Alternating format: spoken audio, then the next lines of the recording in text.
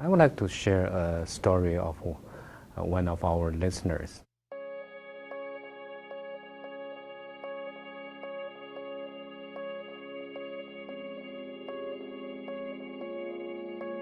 The first time we received her email, she called herself as a lonely little bird. She got enough reason to call herself as that because she has a cerebral palsy. It's very difficult for her to control her body. She was in great depression.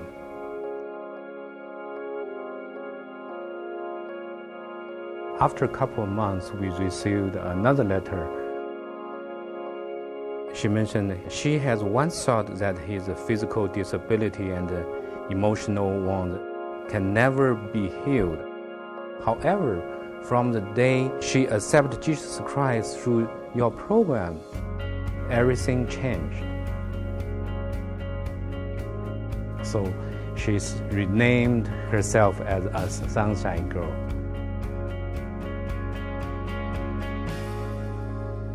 It's hard for us to imagine how she typed. She sent us some pictures, and we realized she using her nose and chin to type.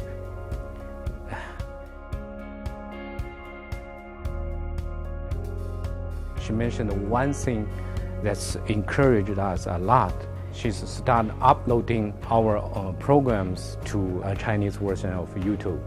She hoped that the programs that have helped herself can help many other listeners. At that moment, we not doing video only, but also through our website, Chinese YouTube, Chinese Twitter, Chinese Blogspot. And the reason why I would like to share this testimony of the lonely little bird is we are no longer just broadcast here and someone listens there. We planned a trip to visit the little lonely bird and also work together with a local Christian hospital to help her do some physical therapy. A former Olympic swimming coach to do ministry there. She cannot believe, as a swimmer, what can I do for a ministry? But at that moment, she realized how God used her to help the little lonely bird. It's just one case of our ministry. We also visit orphanage, people with the leprosy, blind people. In Bible, we can see so many examples that what Jesus did is not only teach, it's not only preaching, but also with actions, with the care to the people. So our ministry is not just about radio, it's about human, about people to people, face to face, heart to heart.